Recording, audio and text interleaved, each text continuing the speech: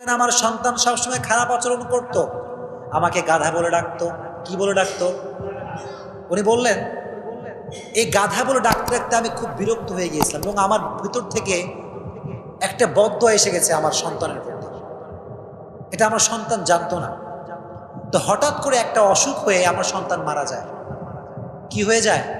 মারা যায়।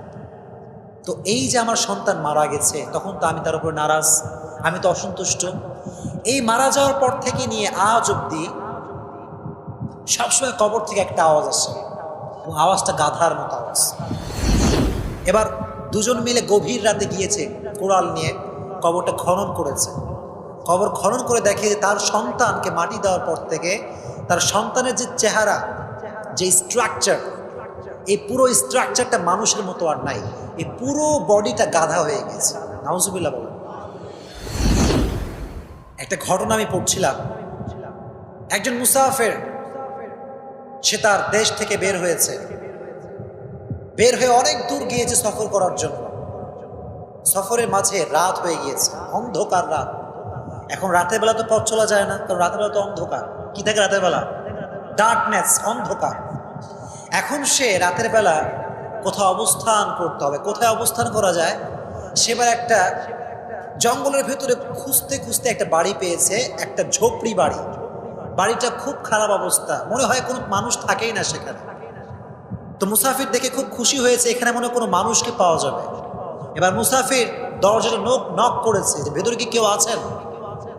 কোনো আওয়াজ আসে না। হঠাৎ করে একজন বুড়ি মহিলা আসছে। বুড়ি মহিলা এসে বলছে যে আমি একাই এই বাসায় থাকি, এ বাসায় আর কেউ থাকে না, আমি একাই এই বাসায় থাকি। এবার মুসাফির বলছে, আসলে আমি তো একজন আগন্তুক ব্যক্তি, অনেক দূর থেকে আমি এসেছি, তা আমাকে কি থাকার জায়গা দেওয়া যাবে? বুড়ি মহিলা বললেন, আমার রুম মাত্র একটা। কয়টা রুম? জোরে কন, কয়টা রুম? মাত্র একটা। আর আমি বুড়ি মানুষ, আমার এখানে থাকার কোনো জায়গা। এবার উনি বললেন যে, মুসাফির বললেন যে তাহলে আমাকে কিছু খাবার দেওয়া যাবে? কিছু খাবার খেতাম এখানে, আমার তো কোনো খাবার নাই আমার কাছে। বুড়ি মহিলা বললেন, দেখো বাবা, আমি এত গরিব যে আমার যে জীবন এটা চলে মুসাফিরদের খাবারের উপরে।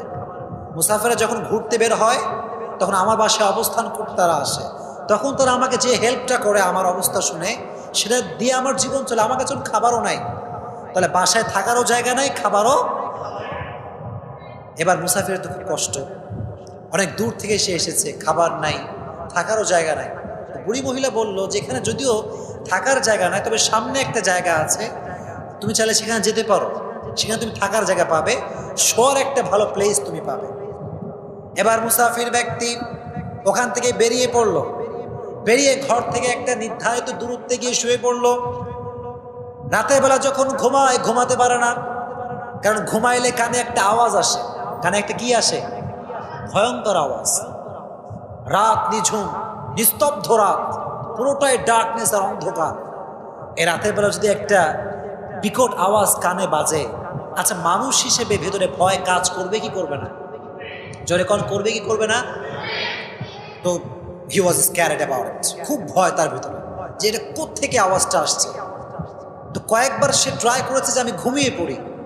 অনেক সময় এরকম আমাদের ভিতরে চিন্তা হয় না যে হয়তোবা এটা আমার মিস্টেক, হয়তো কোনো আওয়াজ হচ্ছে না, আমি ভয় এরকম ফিল করছি, হয়তোবা এরকম আমরা মনে করি কি করি না?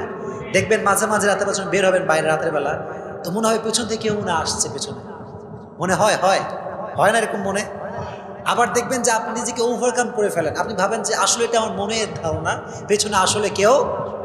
যখন আপনি এটা চিন্তা করেন দেখবেন ভিতরে একটা হতাশা দূর হওয়া কাজ করে, যে হয়তোবা কেউ নাই, আমি হয়তো ভুল। তখন আপনি আবার হাঁটার শক্তি পান। তো এই মুসাফির ব্যক্তি বারবার আওয়াজ পাচ্ছে, বিকট আওয়াজ, খুব ভয়ঙ্কর একটা আওয়াজ আসছে। তো সে বারবার ট্রাই করছে ঘুমানোর জন্য, কিন্তু রাত যত গভীর হয় আওয়াজের যে বিকট আওয়াজ এটা আরো বাড়তে থাকে। একটা পর্যায়ে সে একদম নার্ভাস, আর সহ্য করতে পারছে না। এবার মুসাফির ব্যক্তি ঘুম থেকে উঠে গিয়েছে। ঘুম থেকে উঠে বুড়ি মহিলার বাসায় গিয়েছে, বলছে আম্মাজান একটা সমস্যায় পড়েছে। কি সমস্যা? বলে যখনই ঘুমাই তখনই বিশাল বিকট একটা আওয়াজ আসে, এই আওয়াজের চোটে আমার ঘুম আসে না। এই আওয়াজটা কোত্থেকে আসে? এবং এই আওয়াজটা, এই যে সাউন্ড, এটা গাধার মতো সাউন্ড। কিসের মতো সাউন্ড? গাধা যখন ডাকে তার একটা সাউন্ড আছে, তো বললো যে এই যে তরঙ্গটা ভেসে আসছে, ভয়ঙ্কর সাউন্ড, এই সাউন্ডটা it's like very scary sound, এত বেশি ভয়ঙ্কর সাউন্ড আমি কখনো শুনি।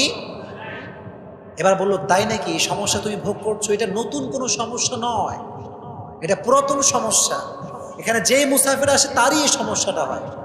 উনি বললেন যে হোয়াট ইজ দ্য স্টোরি, ব্যাপারটা কি, ঘটনা কি, কাহিনী কি, আমাকে একটু বলেন। উনি বললেন বাবা তুমি শুনতে চাও? বললেন জি আমি শুনতে চাই। উনি বললেন তাহলে আমি তোমাকে বলছি, তুমি এটা কারোর সাথে শেয়ার করতে পারবা? বলো যে এখানে দীর্ঘ লম্বা সময় আগে আমি আমার সন্তান এখানে বসবাস করতাম, আমি একা এবং আমার একটা ছেলে ছিল, খুব ভালো ছেলে ছিল আমার, দেখতে খুব সুন্দর। তো আমরা এখানে বসবাস করতাম। তো আমার ছেলের সব কিছু সুন্দর হলেও আমার ছেলে যে আচরণ আমার সঙ্গে এটা ভালো ছিল না। আমার সন্তান যখনই আমাকে ডাকতো, আমাকে মা বলে ডাকতো না, বলতো এই গাধা, এই গাধা, নাউজুবিল্লাহ বলে।